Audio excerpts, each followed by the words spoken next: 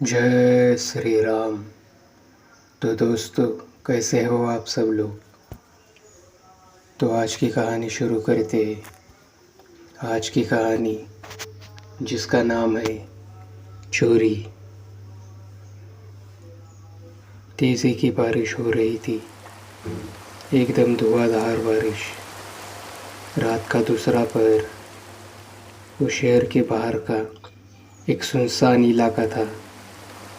दिन के वक्त भी वहाँ काफ़ी सन्नाटा रहता। इक्का दुक्का गाड़ी आई वहाँ से गुजरती तो ऐसा लगता कि कोई चिरकालीन शांति को काट रहा है। रमेश को और क्या चाहिए था। उसने उस जगह की पूरी जानकारी ली थी। जानकारी निकालनी ज़रूरी थी। उसके धंधे के लिए एक अहम काम था। रमेश एक चोर था। किसी ने उसे बताया था कि शहर से बाहर वाले इलाके में ये जो मकान है, हाईवे के पास बहुत बड़ा मकान है, वो पूरी तरह से खाली पड़ा हुआ है। वो पुराना डाक बंगलो, वहाँ पर कोई भी नहीं रहता, पर वहाँ सामान जस का तस पड़ा हुआ है, एकदम कीमती सामान। रमेश को ये बात थोड़ी अजीब लगी थी कि उन लोगों ने बंगलों में अपना सारा कीमती सामान इस तरह से पीछे क्यों छोड़ा है। उसे पता चला कि इस बंगले में बहुत पहले एक बूढ़ा रहता था। बूढ़ा पैरों से अपाहिज था। एक दिन बूढ़े को उसका बेटा अपने साथ अमेरिका ले गया। तब से यहाँ इस बंगले में कोई नहीं रहता है। यहाँ तक कि उन्होंने यहाँ चौकीदार भी नहीं रखा है। पर क्यों, सोचता हुआ रमेश उस बंगले के पास आ गया। लोहे का पुराना मेन गेट, उस पर मजबूत ताला लगा हुआ था। बस 3 सेकंड लग गए रमेश को ताला खोलने में। फिर उसने गेट खोला। गेट की कर कर कर कर करती हुई आवाज़ हुई और रमेश भीतर चला आया।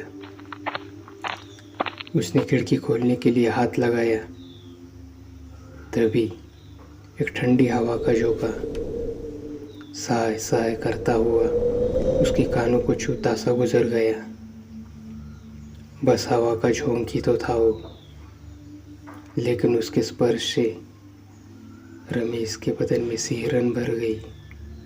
उसे समझ में नहीं आ रहा था कि वो ऐसा डर क्यों रहा है। डर का कारण भी कुछ नहीं था। न उसने कोई आवाज़ सुनी थी, न उसे अंधेरे में कुछ नज़र आया था। बस उसने खिड़की को हाथ ही तो लगाया था और न जाने कहाँ से उसकी छाती में एक डर की लकीर उमड़ आई। रमेश ने उस डर की तरफ ज़रा भी ध्यान नहीं दिया। वो खिड़की से कूदकर अंदर कूद गया। मकान में अंधेरा व्यवस्थ था। उसने टॉर्च चलाया। कुछ देर बाद वो पूरा मकान अपने पैरों से नाप चुका था। बहुत कुछ था वहाँ जिसे बेचकर अच्छे पैसे आ सकते थे। यकीनन एक बहुत बड़ी चोरी साबित होने वाली थी उसके लिए। अब इतना सामान तो अपने साथ नहीं ले जा सकता था, तो कुछ महंगी चीज़ें वो अपनी झोली में भरने लगा। और तभी किसी ने कसकर उसका हाथ पकड़ा। रमेश एकदम चौंक पड़ा। उसने सामने देखा, एक इंस्पेक्टर खड़ा था। क्या चोरी? इंस्पेक्टर उसके हाथ में हथकड़ी पहनाते हुए बोल पड़ा। और तभी वहाँ बाहर जोर की कड़ाके की बिजली चमकी। साफ साफ साफ साफ मम्मा, मैं तो बस। रमेश डरते हुए चेहरे से कुछ कह नहीं जा रहा था कि एकाएक इंस्पेक्टर वहाँ से जाने लगा। रमेश की समझ में नहीं आ रहा था कि इंस्पेक्टर उसे हथकड़ी पहनाकर आखिर जाग आ रहा है। रमेश उसके पीठ पीछे चलने लगा।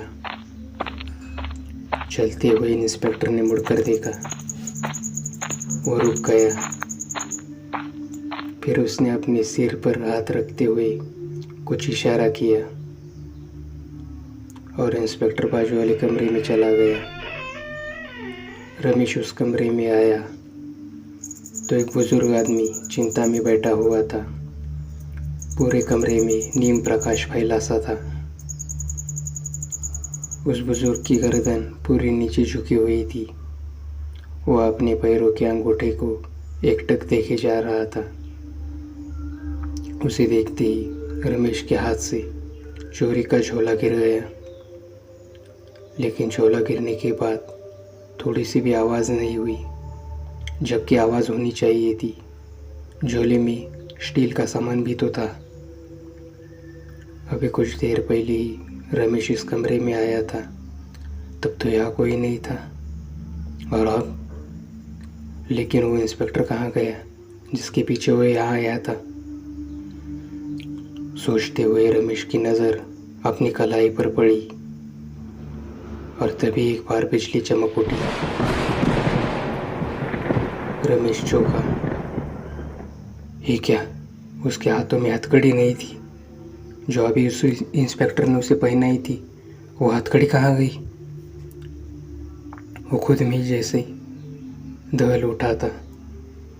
अब वो उस बूढ़े को देखने लगा। उसे काफ़ी डर भी लग रहा था। बूढ़े ने धीरे से अपनी गर्दन उठाई। वो जब गर्दन उठा रहा था तब गर्दन से cut cut cut cut cut हड्डियों की आवाज़ आ रही थी। अब बूढ़ा रमेश की उंगलियों से कुछ इशारे कर रहा था। रमेश उसकी हिलती हुई उंगलियां देखे जा रहा था। ऐसे इशारे जैसे बूढ़ा उसे अपने पास बुला रहा हो। उसकी उंगलियों से भी हड्डियां किटकिटाने की आवाज़ें आ रही थी।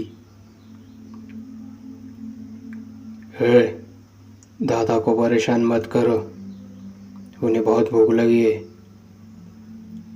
तुम चुपचाप मेरे साथ आओ, चलो। ऐसा कहते हुए अंधेरे से अचानक इंस्पेक्टर बाहर आया। रमेश ने अपना झोला उठाया और उन इंस्पेक्टर के पीछे चलने लगा। उन दोनों के चलने की आवाज़ उस सन्नाटे में काफ़ी चमक रही थी। तभी रमेश को अपने पीछे व्हीलचेयर की आवाज़ सुनाई दी। वो बूढ़ा व्हीलचेयर सरकाता हुआ उन दोनों के पीछे आ रहा था। थोड़ी देर बाद वो तीनों बेसमेंट में आ गई। घर के बेसमेंट में छोटा सा लाइट जल रहा था। इंस्पेक्टर ने रमेश को फावड़ा और कुदली दिखाई। उसे बेसमेंट की ज़मीन खोदने के लिए कहा। बहुत गहरा गड्ढा खोदने के बाद रमेश थक कर नीचे बैठ गया। वो फिर कुदली चलाने लगा। कुदली की आवाज़ अब ज़रा ज़ोर से होने लगी। और ये क्या? जहाँ रमेश अभी थोड़ी देर पहले बैठा था वहाँ कुछ चमक रहा था। रमेश ने वो चमकती हुई चीज़ हाथों से उठाई। वो सुनहरे रंग की चीज़ उसने दांतों के नीचे ली और चबा के देखी। ये क्या? असल सोना। वहाँ सोना ही सोना था, ढेर सारा सोना।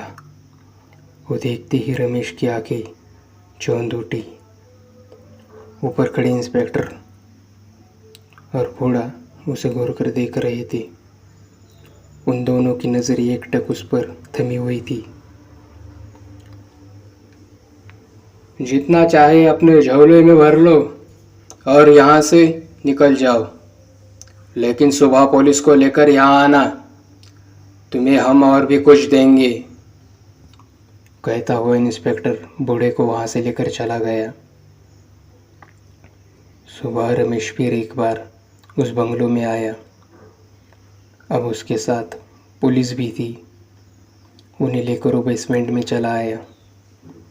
रात में उसने जो गड्ढा खोदा था वहाँ पर कुछ ऐसा था जिसे देखकर रमेश एकदम शॉक सा हो गया। गड्ढे में देखते ही रमेश को डर से पसीना आने लगा।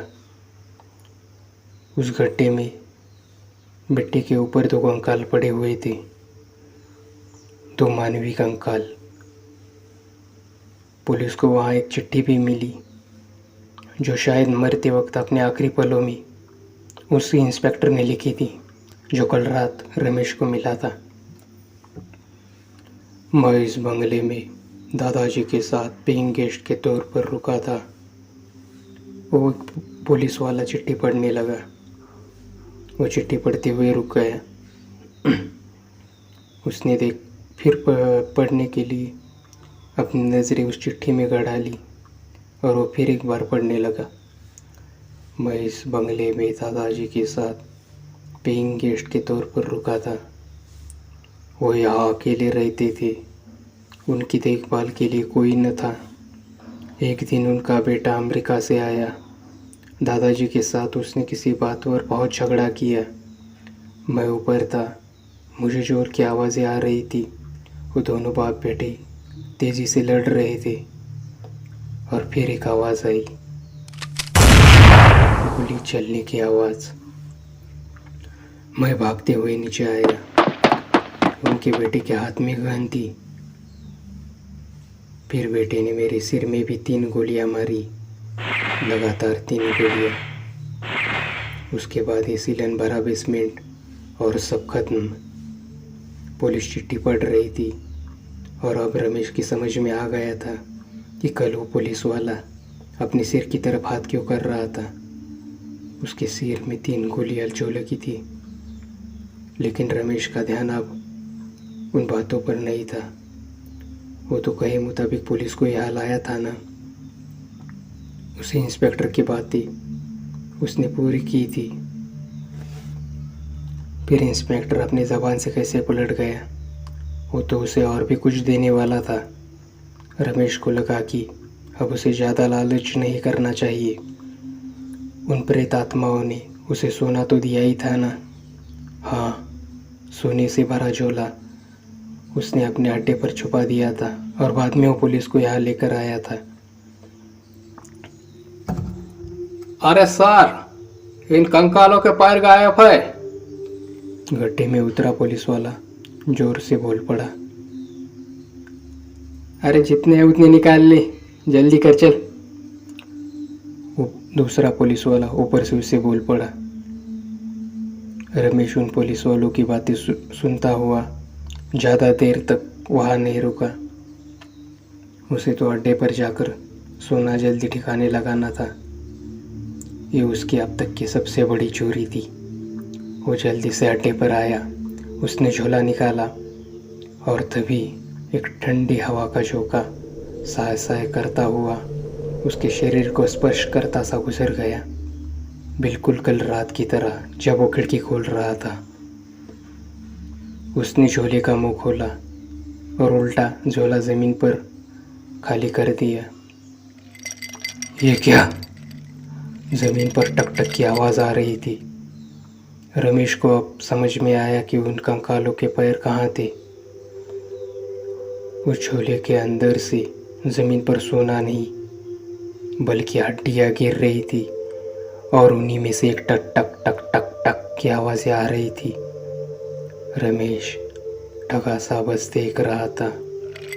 वो हड्डियाँ गूंजती हुई उसके कानों में आवाज़ें करती जा रही थी। रमेश नीचे बैठ गया। उसे कुछ भी समझ में नहीं आ रहा था। वो बस देखे जा रहा था। तो उम्मीद करता हूँ आपको ये कहानी पसंद आई होगी। कहानी यहाँ समाप्त होती है। तो थैंक यू दोस्तों। जय श्री राम।